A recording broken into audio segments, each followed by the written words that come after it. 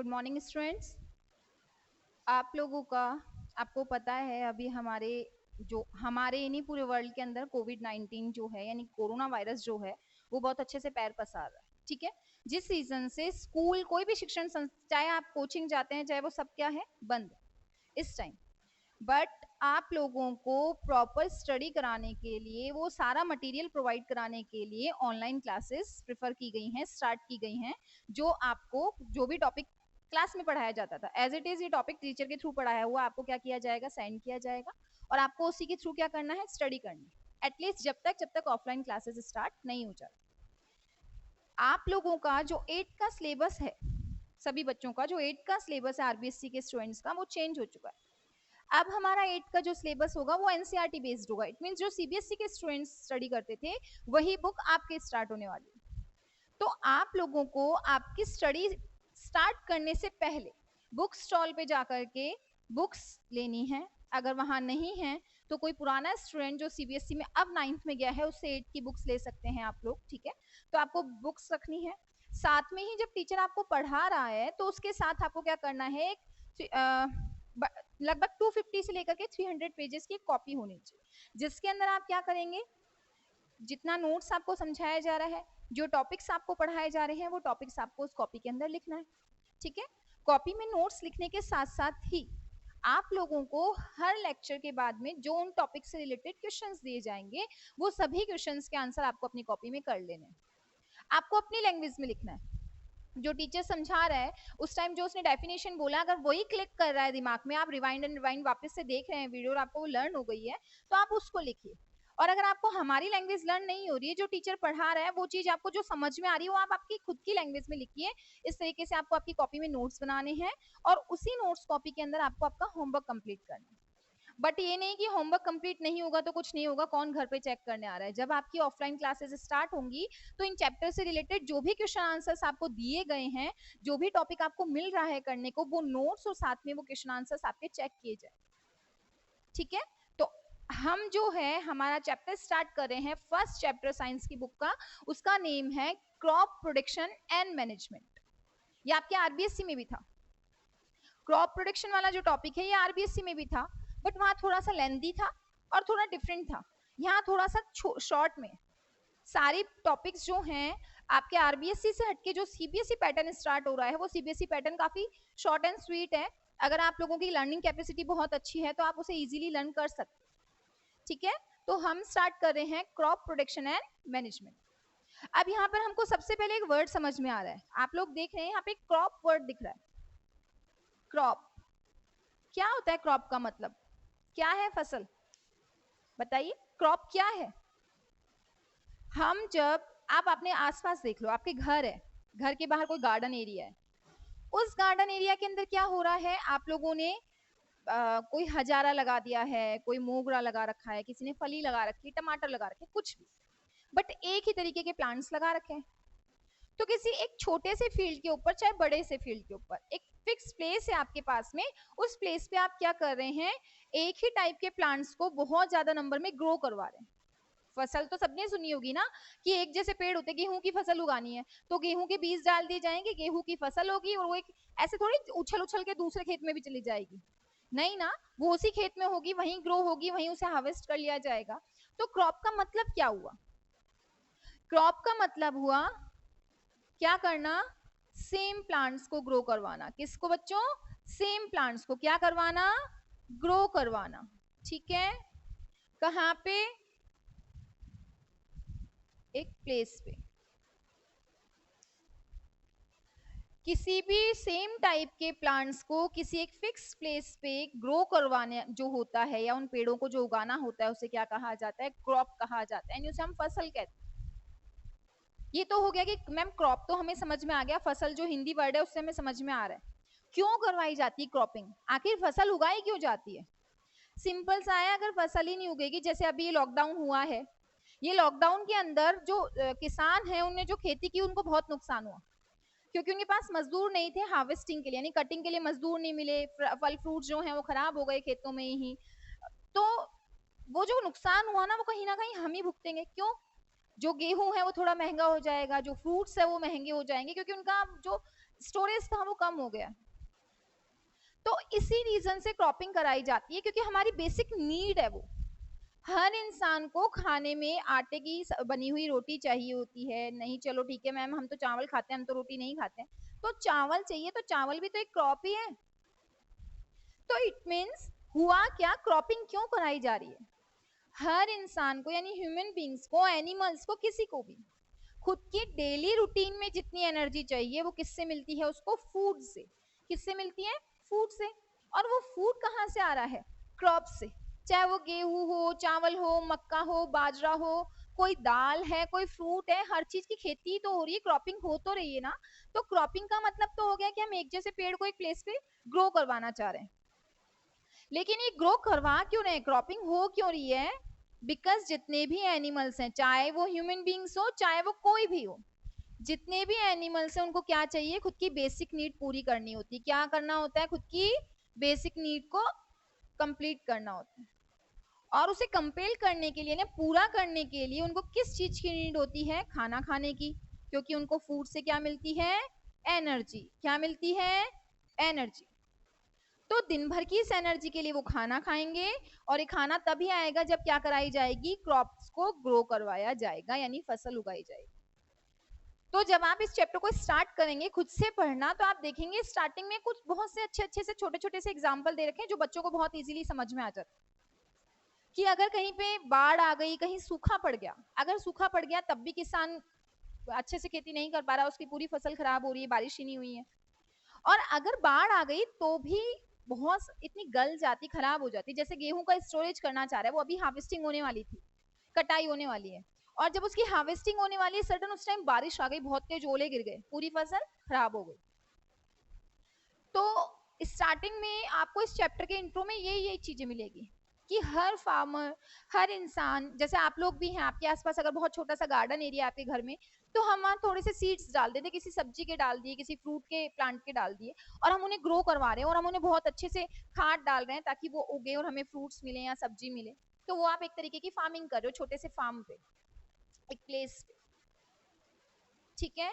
तो फार्मर्स के थ्रू एक प्लेस पर एक ही टाइप के प्लांट्स को ग्रो करवाना क्रॉपिंग कहलाता है, और वो सेम टाइप के प्लांट्स क्रॉप कहलाते हैं। क्या कहलाते हैं? क्रॉप। अब जो हमारा सेकंड टॉपिक इसमें स्टार्ट होगा, क्योंकि स्टार्टिंग इंट्रो जो है वो सिर्फ क्रॉप से रिलेटेड है, कि क्रॉप क्या है, क्यों ग्रो कराना है हमको, इससे क्या प्रॉफिट हो रहा है। तो वो तो है कि हमारी सारी बेसिक नीड्स जो है वो खाने से रिलेट करती है, और खाना हमको क्रॉपिंग पैटर्न के बाद ही मिलेगा। तो जो आपका सेकंड पॉइंट आएगा that is agriculture practices. Agriculture practices क्या है भाई? एग्रीकल्चर प्रैक्टिस, एग्रीकल्चर क्या है? मैं क्रॉपिंग क्रॉपिंग क्रॉपिंग कर रही हूँ। एग्रीकल्चर खेती बाड़ी होती है ना आप लोगों की, एग्रीकल्चर का कोर्स किया जाता है आगे जाके, कि एग्रीकल्चर से कोर्स किया है मैम ने, किस चीज के लिए करते हैं, उसमें बताया जाता है, सीड्स की वैरायटी समझाई जाती है कि बीज कैसा है, कैसे आप मेजर करोगे कि बीज अच्छी क्वालिटी का है कि खराब क्वालिटी का, खेती में जमीन कैसी है, उपजाऊ है कि नहीं है, वहाँ कितना मैन्योर चाहिए, कितना फर्टिलाइजर चाहिए, हर चीज का।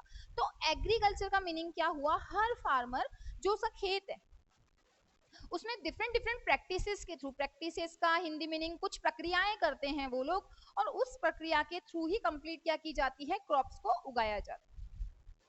तो उन सेम टाइप की क्रॉप को डेवलप कराने के लिए किसान को ऐसे नहीं कि आज बीज डाला है चलो ठीक है छोड़ दिया, 2-3 महीने बाद फसल उग जाएगी, नो।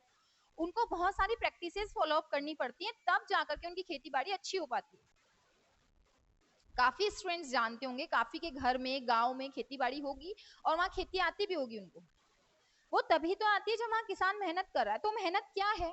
वो है आपकी एग्रीकल्चर प्रैक्टिसेस, किस तरीके से की जा रही है, क्या होता है एग्रीकल्चर प्रैक्टिसेस में। तो हम जो क्रॉप वाला टॉपिक है आप लोगों का, इसमें हमारा जो नेक्स्ट टॉपिक है वो है कि एग्रीकल्चर प्रैक्टिसेस के थ्रू, यानी कि एक जो किसान होता है, एक फार्मर होता है, वो उन प्रैक्टिसेस के थ्रू, यानी उन प्रक्रियाओं या प्रोसेसेस के थ्रू जो है वो क्या कर रहा है?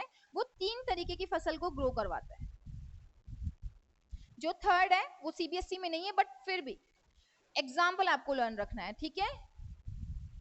दैट इज खारिफ, ठीक है, रबी एंड जैद। ये 3 फसल हैं। खारिफ और राबी के बारे में आपने सुना हुआ होगा, खरीफ फसल, खरीफ पढ़ते हैं इसको हिंदी में, खारिफ बोला जाता है, राबी रबी की फसल, और लास्ट इज जायद फसल। क्या है मैम? अगर आप लोगों से पूछा जाए, जैसे ये होते हैं, मटर होता है, गेहूं होता है, किस सीजन में उगता होगा? मटर और गेहूं कैसे डेवलप किए जाते होंगे?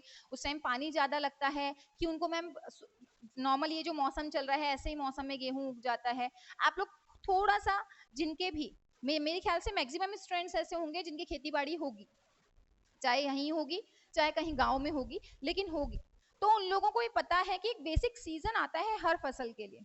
हर फसल को ग्रो कराने के लिए कुछ समर सीजन में डेवलप हो रही हैं, कुछ विंटर सीजन में हो रही हैं, तो हर फसल को ग्रो करने के लिए एक फिक्स सीजन चाहिए होता है। जैसे मैं कहूँ चावल है, चावल को बहुत अच्छा पानी चाहिए, ठीक है, उसको बहुत अच्छे से बारिश पानी चाहिए, अगर बारिश नहीं हो रही तो उसको पानी दो तब जा करके वो ग्रो हो पाएगी। तो इट मीन्स हर फसल को डेवलप होने के लिए क्या चाहिए होती हैं, कुछ फिक्स टाइम ड्यूरेशन चाहिए होता है। फिक्स टाइम ड्यूरेशन का मतलब कुछ सीजन वाइज ही वर्क किया जाता है फार्मर्स के थ्रू। जैसे आप ले लें कि खारीफ जो है that is in rainy season, जो हमारा खारीफ की फसल है वो कौन से सीजन में उगती है? रेनी सीजन में। कब उगती है बच्चों? रेनी सीजन में, बारिश के टाइम पे, जो बारिश का मौसम होता है उस टाइम खारीफ उगती है। जैसे मेज, मक्का, कौन सा होता है? मक्का। तो खारीफ क्रॉप जो होती है रेनी सीजन में ग्रो कर रही है। खारीफ क्रॉप में मेज स्पेशली आप एग्जांपल ले सकते हैं, या soybean, soybean that is soybean.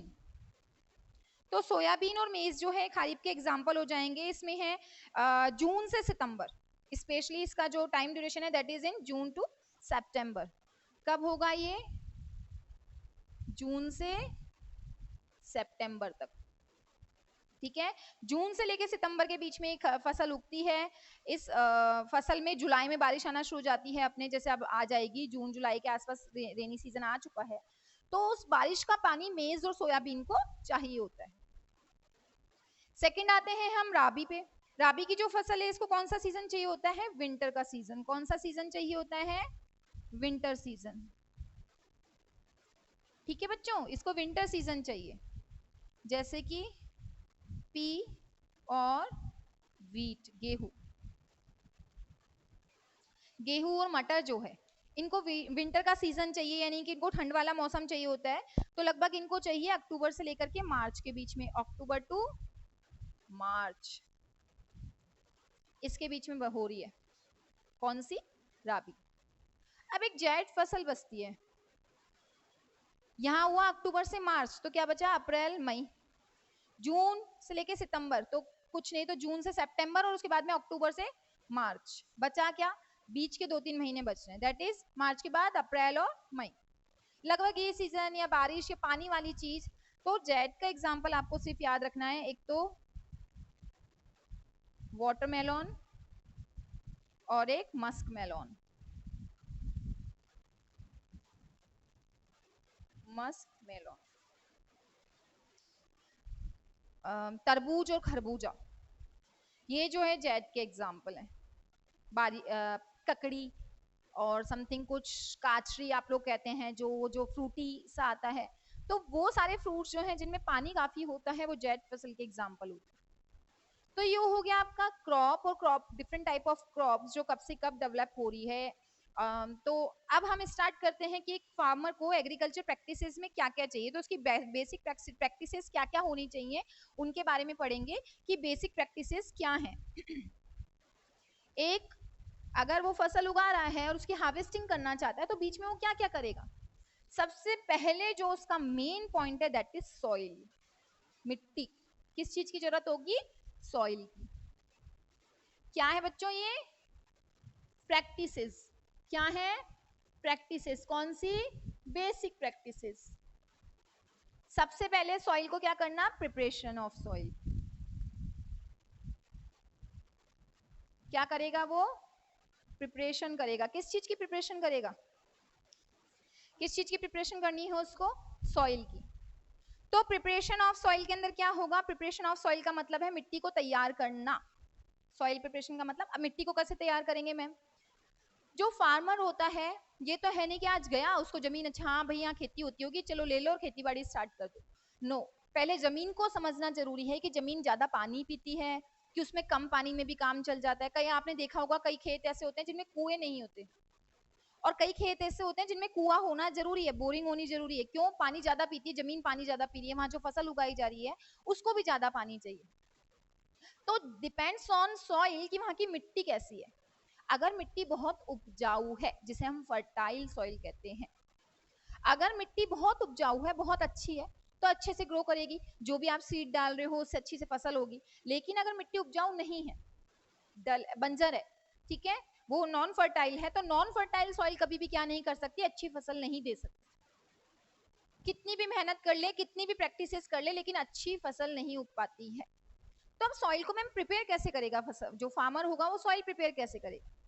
Soil का प्रिपरेशन का मतलब है जब बीज डालता है फार्मर तो सूखी मिट्टी पे नहीं डाल सकता।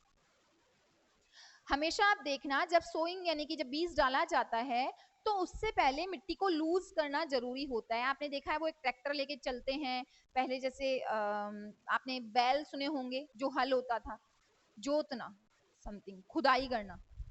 तो मिट्टी को क्या किया जाता है, लूज करवाना जरूरी है। मैम क्यों जरूरी है? सूखी पे डाल देंगे, पानी डालेंगे तो बीज अंदर बैठ जाएगा? नो, आज एक बिल्कुल सूखी जमीन पड़ी है पर काफी टाइम से उस पर खेती ही नहीं हुई।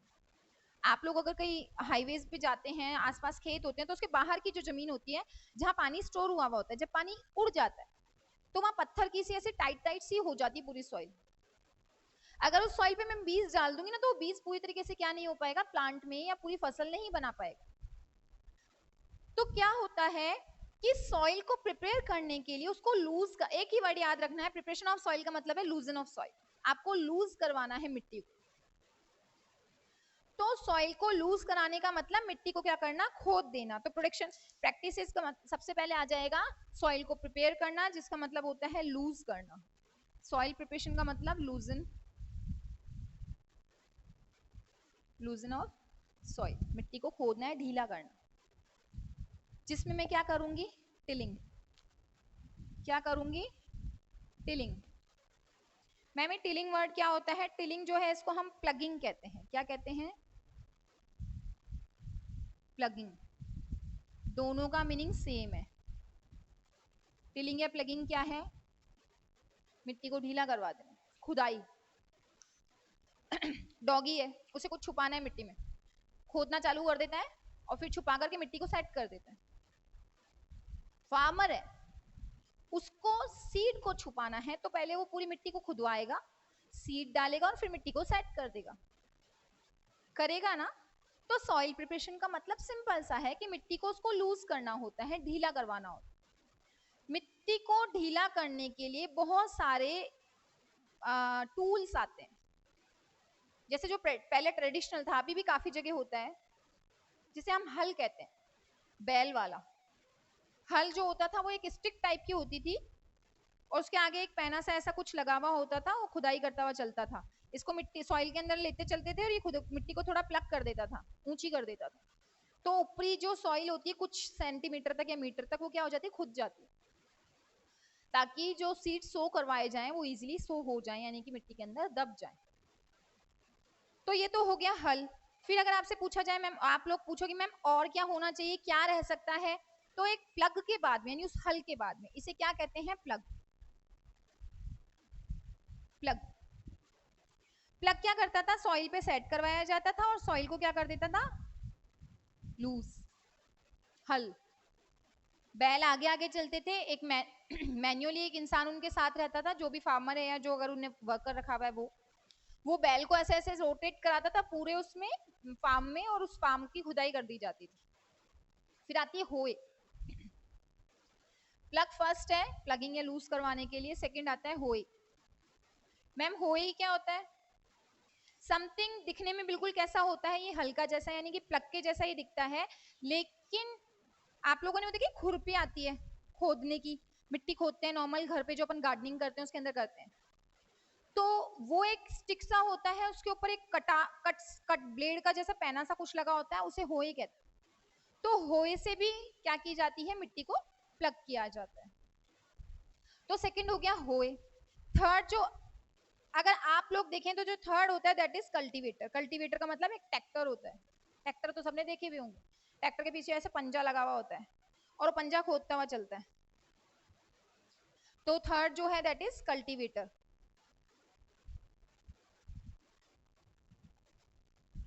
कल्टीवेटर इसमें ऐसे ऐसे ऐसे पंजा लगा हुआ होता है एक ट्रे पे, और ये ट्रैक्टर एक गाड़ी पे सेट हुआ हुआ होता है। ट्रैक्टर आगे जाता जाता है और मिट्टी प्लग होती जाती है। होए समथिंग कुछ ऐसा होता है, एक ब्लेड जैसा होता है पैना सा, ये चलता जाता है और प्लगिंग होती जाती है। तो इसका मतलब जब फार्मर को प्रैक्टिसेस स्टार्ट करनी है, यानी उसे क्रॉपिंग स्टार्ट करनी है या फार्मिंग स्टार्ट करनी है, तो उसे बहुत सारे डिफरेंट प्रोसेसेस करने पड़ते हैं, जिसमें सबसे पहले वो करता है सॉइल की प्रिपरेशन। सॉइल प्रिपरेशन का सिंपल सा मीनिंग है मिट्टी को ढीला करना या लूज करवाना। तो लूजन of soil with the help of plugging or tilling process with different tools. First is plugger या plug जिसे हल कहते हो, second is hoe and third is cultivator. ये तीन ऐसे टूल्स या डिवाइसेस हैं या कुछ मान लो ऐसे प्रैक्टिसेस हैं जिनसे टिलिंग और प्लगिंग प्रोसेस कंप्लीट किया जाता है। आगे यहाँ तक समझ गए? वापस रिपीट कर देती हूँ। सबसे पहले अपन ने क्या पढ़ा? सबसे पहले अपन ने पढ़ा क्रॉप। क्या पढ़ा? क्रॉप। क्रॉप का मतलब अपन लोगों ने क्या पढ़ा? क्रॉप का मतलब हम लोगों ने पढ़ा कि एक ही जैसी पेड़ों को क्या करना, एक प्लेस पे ग्रो करवाना, क्रॉपिंग कहलाता है। और वो जो पेड़ है वो क्रॉप्स कहलाते हैं, फसल कहलाती है। जब क्रॉप्स को ग्रो कराना होता है तो हमारी बेसिक नीड्स कंप्लीट होती है, अगर क्रॉपिंग बहुत अच्छी हो रही है तो। लेकिन अगर क्रॉपिंग अच्छी नहीं हो रही तो हमारी बेसिक नीड्स कंप्लीट नहीं हो पाती हैं और वो फसल महंगी हो जाती है। फिर कि मैम फार्मर कैसे करता है? फार्मर को डिफरेंट बेसिक प्रैक्टिसेस या एग्रीकल्चर प्रैक्टिसेस पास करनी होती हैं, जिसमें सबसे पहला है प्रिपरेशन ऑफ सॉइल, मिट्टी को तैयार करना। मिट्टी को तैयार करने का मतलब क्या है मैम? मिट्टी को तैयार करने का मतलब है मिट्टी को लूज करवाना। और लूजन ऑफ सॉइल कौन से प्रोसेस के थ्रू होती है? टिलिंग और प्लगिंग। तो टिलिंग और प्लगिंग का मतलब क्या हो जाएगा? Loosen of soil, the process known as tilling और ploughing process which is used in the soil preparation practices. There are three tools or devices or practices for the tilling and plugging process. First is plugger या plug, second is cultivator and third is hoe. आप लोग जब book उठा के देखेंगे तो इनकी theory given है, मैंने आपको समझा दिया है कि प्रोसेस कैसे करते हैं। ठीक है, तो ये हो गया प्रिपरेशन ऑफ सॉइल। सेकंड हम लेंगे सोइंग। प्रैक्टिसेस का सेकंड हम क्या लेंगे? सोइंग। सोइंग क्या होता है? सुना है कभी? मैं भी बार बार बोल रही थी सीड्स को सो करवाना। तो सोइंग का मतलब बीज बोना। क्या होता है? बीज बोना, यानी कि बीज डालना। अब मिट्टी खुदी हुई है तो फार्मर को क्या करना पड़ेगा? उसमें बीज डालने पड़ेंगे। तो सोइंग हो गया second point, that is sowing. SOWING, sowing. Sowing का मतलब क्या है? क्रॉप को प्रोटेक्ट करवाने के लिए एक बहुत अच्छा सा प्रोसेस है, जिसका मतलब क्या होता है? सीड्स, एक अच्छी क्वालिटी का सीड जो होता है उसको मिट्टी में डालना और फिर मिट्टी को वापस से सेट कर देना। क्या करना? सीड्स को सो करवाना। कहां पर? सॉइल में। That process known as sowing process. बीज को डाल देना मिट्टी के अंदर, बीज का बोना कहलाता है। अब ये वर्ड आ रहा है तो कैसा भी बीज उठा करके डाल देगा क्या फार्मर? नहीं, वो अच्छी वैरायटी का सीड लेकर के आएगा। तो अगर आपको पता करनी है वैरायटी ऑफ सीड, कैसा है बीज, अच्छी क्वालिटी का है कि खराब, तो आप क्या करेंगे? आप एक बीकर लेंगे। क्या लेंगे बच्चों? अपन लोग एक बीकर। ठीक है, अब क्या करेंगे? बीकर में फिल कर देंगे वाटर। ये अपन ने पानी फिल कर दिया। इसमें हमने एक मुट्ठी क्या लेंगे? सीड्स लेंगे। क्या लेंगे? सीड्स। और ये पानी में गिर देंगे। थोड़ी देर बाद हम क्या देखेंगे? थोड़ी देर बाद हम देखेंगे कि पानी जो है, सीड्स कहाँ बैठ गए? जमीन पे, बॉटम पे चले गए। लेकिन कुछ एक दो सीड्स पानी की सतह पे ही रह गए, ऊपर ही रह जाएंगे। ये लोग आप खुद भी कर सकते हो। घर पे छोले होते हैं, राजमा होती है, आप उन्हें भिगाओ।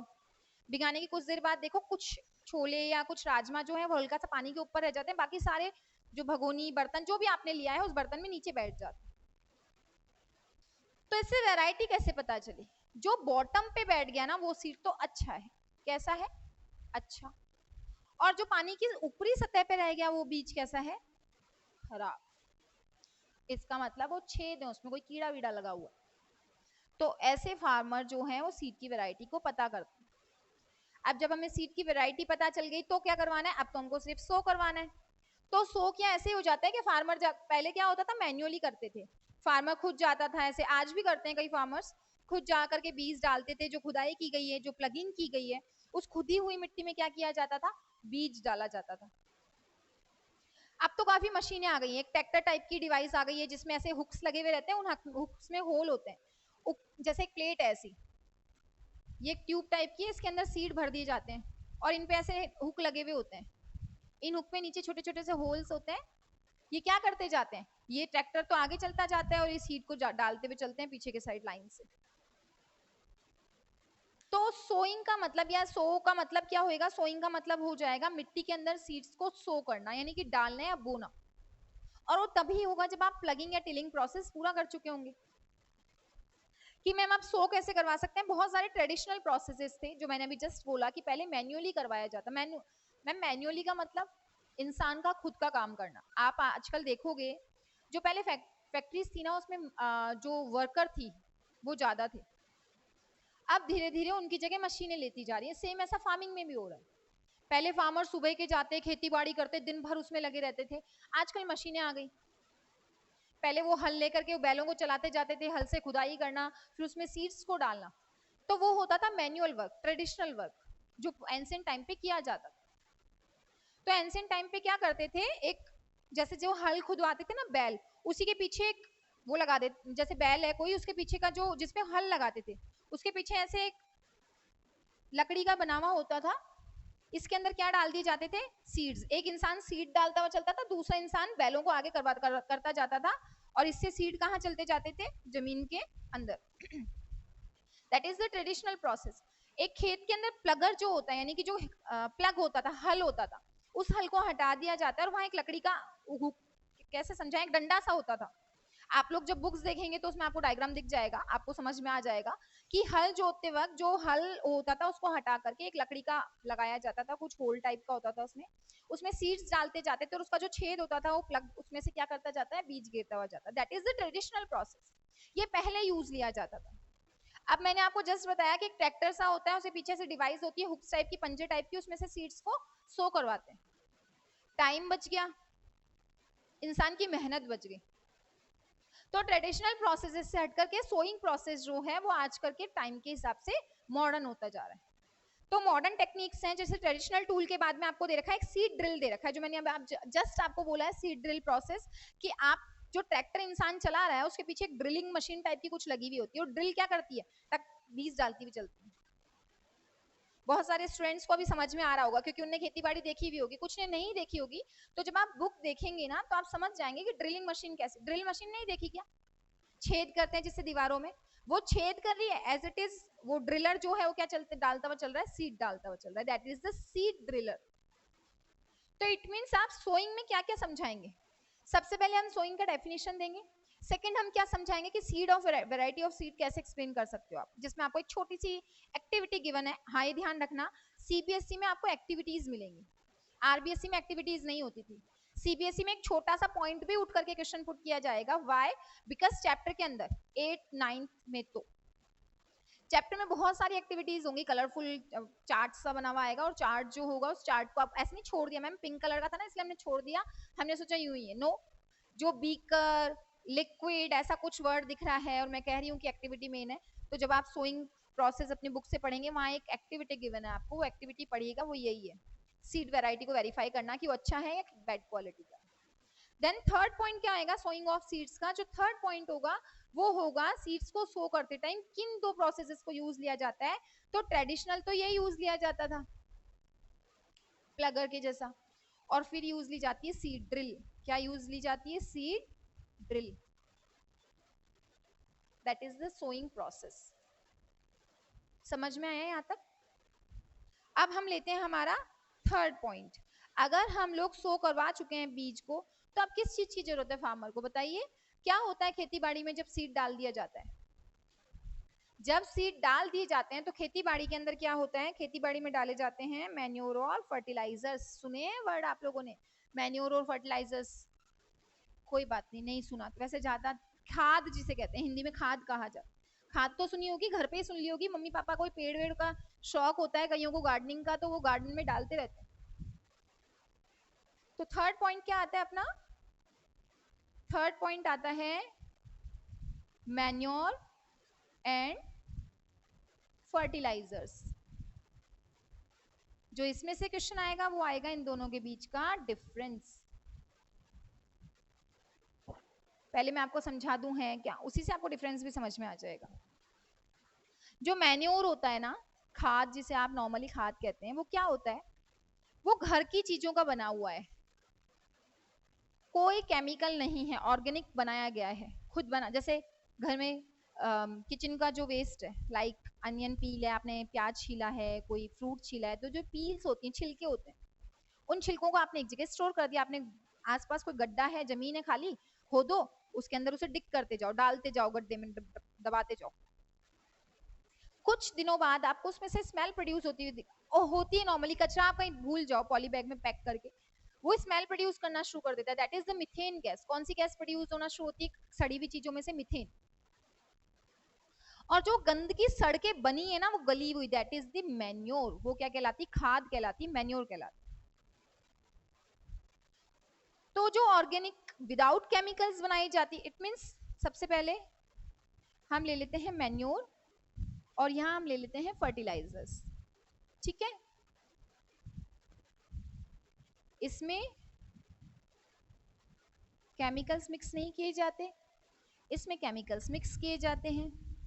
सेकंड, ये ऑर्गेनिक वेस्ट से बनाया जाता है, लाइक पील, किसी भी फ्रूट का पील है, किसी सब्जी का पील है, छिलके हैं, उनसे बनता है। जबकि इसमें क्या होता है, ऑर्गेनिक वेस्ट के अलावा इसमें क्या मिक्स किए जा रहे हैं? केमिकल्स मिक्स किए जा रहे हैं, तो ये लैब में प्रिपेयर किया जाता है। जबकि आप मैन्योर घर पे बना सकते हो, जो खाद होती है वो हम घर पे बना सकते हैं, लेकिन जो फर्टिलाइजर्स होते हैं वो हम किस में बनाते हैं? लैब में, ठीक है? थर्ड पॉइंट, ये बहुत चीप होता है, सस्ता होता है। मैन्योर सस्ता क्यों हुआ? घर पे सब्जी वब्जी के छिलकों से ही बना लिया हम लोगों ने। गाय का जो डंग मतलब जो गोबर होता है, जो वेस्ट होता है इनका जानवरों का, उससे भी क्या बनता है? मैन्योर बनता है। फर्टिलाइजर्स जो होते हैं कि क्या होता है, थोड़ा सा ये थोड़ा सा महंगा होता है, मतलब ये चीप है, लेकिन ये इससे थोड़ा सा क्या होगा, ज्यादा परसेंटेज यानी ज्यादा पैसा लगाना पड़ेगा, क्योंकि केमिकल्स से बना है, ठीक है? फोर्थ पॉइंट हम लोग क्या लेंगे इसमें डिफरेंस के अंदर? चीप है, केमिकल्स फ्री होता है, वो केमिकल से मिला, ये ऑर्गेनिक वेस्ट से बन रहा है, वो लैब में बनाया जा रहा है केमिकल्स की हेल्प से। अब हम फोर्थ पॉइंट क्या ले सकते हैं? मैन्योर जो होता है बहुत कैसा होता है? थोड़ा सा पोरस होता है। किसको पोरस कर देता है? सॉइल को बहुत अच्छे से, छेद वाला। अच्छा, अब मैं एक एग्जांपल देती हूँ। काऊ डंग है आपके पास में, या घर पे आपने कोई वेस्ट स्टोर कर रखा है, उस वेस्ट को आप मिट्टी में मिलाना स्टार्ट करो तो मिट्टी बहुत क्लमसी सी हो जाएगी, बहुत खुली खुली सी हो जाएगी। जबकि जब केमिकल्स छिड़के जा रहे हैं, जो फर्टिलाइजर्स डाले जाते हैं फार्मर्स के थ्रू, क्या कर रहे हैं? सॉइल स्टोर्ड हुई है, कुछ ज्यादा स्पेस नहीं बना पा रही। और लास्ट क्या होगा, जब ये केमिकल फ्री है तो जो क्रॉप हो रही है ना बच्चों, वो क्या हो रहा है? क्रॉप जो है वो हमारे लिए, हमारी हेल्थ के लिए डेंजरस नहीं है, जबकि ये जो है ये हमारी हेल्थ के लिए क्या है? अच्छी नहीं मानी जाती। क्यों? फार्मर बहुत ज्यादा अच्छी खेती कराने के लिए ज्यादा फर्टिलाइजर्स डालते हैं, और फाइनली वो फर्टिलाइजर्स क्रॉप्स के थ्रू हमारी बॉडी में जा रहे हैं, हमारी क्या, हर एनिमल की बॉडी में जा रहे हैं। तो ये इन दोनों के बीच में क्या हो जाएंगे? डिफरेंसेस हो जाएंगे, ठीक है? तो आज जो हमने लेक्चर में पढ़ा वो क्या क्या पॉइंट पढ़े हैं, वापस से रिवाइज करा रही हूँ। हमने सबसे पहले क्रॉप का डेफिनेशन पढ़ा था कि एक ही जैसे पेड़ों को फिक्स प्लेस पे ग्रो करवाना क्रॉपिंग या फार्मिंग कहलाती है, और वो पेड़ क्रॉप्स कहलाती है। 3 तरीके की बताई, खारिफ, राबी और जायद। खारिफ और राबी का क्वेश्चन आएगा टाइम ड्यूरेशन वाला। जो खारिफ होती है वो रेनी सीजन में उगेगी, तो कब से उगेगी? वो जून से लेके सितंबर के बीच। और जो राबी होती है, राबी कब उगती है? जो विंटर सीजन, सर्दियों का सीजन होता है, तो सितंबर के बाद में क्या आता है? अक्टूबर आता है, तो अक्टूबर से लेकर के मार्च के बीच में कौन सी ग्रो होती है? राबी। जायद के लिए सिर्फ एग्जाम्पल क्वेश्चन पुट किया जा सकता है, मैं पूरा प्रेशराइज करके नहीं कह रही हूँ कि आएगा, बिकॉज ये आरबीएससी का था, अब आपका टॉपिक चेंज होकर के सीबीएसई पे आ गया, तो जायद फसल के बारे में नहीं। बट फिर भी वाटरमेलन, मस्क मेलन, कुकुम्बर, जितने भी वाटरी चीजें आप खाते हो सैलेड वगैरह में या फ्रूट्स में, वो। फिर हमने पढ़ा कि एक फार्मर जो है इन सब प्रैक्टिसेस को कैसे कंप्लीट करता है। तो सबसे पहले वो क्या करता है, सबसे पहले वो क्या करता है, सॉइल को प्रिपेयर करता है टिलिंग और प्लगिंग प्रोसेस के थ्रू, जिसमें मैंने आपको 3 टॉपिक बताए, होए बताया, होए के बाद में मैंने आपको प्लग बताया और फिर कल्टीवेटर बताया। जब सॉइल प्लग हो गई तो उसने क्या करा, सोइंग करी, बीज डाला। बीज डालने के लिए भी 2 प्रोसेसेस बताए गए हैं। सबसे पहले तो वैरायटी वाला टॉपिक आएगा, फिर 2 प्रोसेसेस कौन कौन से हो जाएंगे, एक तो ट्रेडिशनल प्रोसेस और एक कौन सा प्रोसेस हो जाएगा ट्रेडिशनल प्रोसेस के बाद में, ड्रिल जो डाला जाता था। And the last one, third point जो आज हमने पढ़ा कि जब खुद गई बीज डल गया तो अब क्या डालेगा फार्मर, अब डालेगा मैन्योर और फर्टिलाइजर्स। घर के सामानों से बना हुआ, वेस्ट मटेरियल से बना हुआ मैन्योर है, आपकी हेल्थ को नुकसान नहीं करता है, सॉइल को बहुत क्लम्सी सा और अच्छा बना देता है, मोर फर्टिलिटी बढ़ा सकता है। फर्टिलाइजर्स भी बढ़ाते हैं बट ये हार्मफुल होते हैं, इसको आप मोर परसेंटेज पे यूज नहीं ले सकते। इनका एक फिक्स्ड होता है कि इतने इतने पॉइंट्स पे डाला जाए। तो ये डिफरेंसेस पूछे जाएंगे। आज का जो अपना लेक्चर है वो इन टॉपिक से 4 to 5 टॉपिक्स कंप्लीट हुए हैं, इन 5 टॉपिक से रिलेटेड है। मैं इन टॉपिक से रिलेटेड जो क्वेश्चन सब आपको बोर्ड पे लिख रही हूँ, मैं अभी समझाऊंगी और उस समझाए हुए क्वेश्चंस के आंसर आप अपनी लैंग्वेज में, या मेरा समझाया हुआ लैंग्वेज आपको समझ में आया तो उस लैंग्वेज में आपको अपनी कॉपी में लिख लेना है, ठीक है। जब आपकी ऑफलाइन क्लासेस स्टार्ट होंगी तो होमवर्क चेक किया जाएगा। तो आप लोग क्वेश्चंस देख लीजिए, इसके जो क्वेश्चंस आपको लिखवाए जा रहे हैं, ठीक है।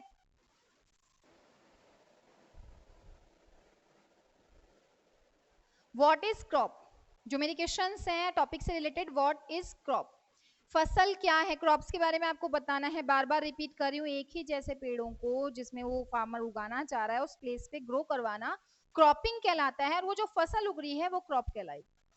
सीजन बताइए खारिफ और राबी के, विद 2 एग्जांपल्स मैंने आपको बोर्ड पे एक्सप्लेन किया था। वापस सीजन, ये रेनी सीजन और ये विंटर सीजन, मैंने आपको टाइम ड्यूरेशन बता दिया है मंथ्स के हिसाब से भी। सोइंग, बीज डालना या बोने का प्रोसेस, तो आपको इसमें डेफिनेशन लिखनी, ठीक है। प्लगिंग या टिलिंग ऑफ सॉइल, सोइंग से जस्ट पहले मैंने आपको प्रोसेस बताया था, प्रिपरेशन ऑफ सॉइल, जहां मैंने पॉइंट लिखा था कि इसी को प्लगिंग या टिलिंग कहा जाता है। And the last one is can we select, कैसे हम बता सकते हैं वैरायटी ऑफ गुड सीड्स की, सीड्स जो हैं वो अच्छी वैरायटी के हैं, गुड वैरायटी के हैं कि बैड वैरायटी के हैं, ये आपको उस एक्टिविटी के थ्रू समझाना है। बीकर वाला टॉपिक जो मैंने आपको समझाया था कि जो ऊपर रह जाता है इट मीन्स वो थोड़ा सा पोरस है या उसमें कोई पेस्टिसाइड लगा हुआ है, सीजन से वो सीड पानी के ऊपर ही तैर रहा है, जबकि जो अच्छे सीड है वो नीचे बैठ चुके हैं। इस बेसिस पे हम क्या बता सकते हैं, वैरायटी ऑफ सीड्स एक्सप्लेन कर सकते हैं। ये आज हमारा फर्स्ट लेक्चर कंप्लीट हुआ। नेक्स्ट लेक्चर में हम आगे का चैप्टर कंप्लीट करेंगे। ये क्वेश्चंस आपके घर प्रॉपरली कॉपी में हो जाने चाहिए। तब तक के लिए घर पे रहिए, सेफ रहिए। Thank you.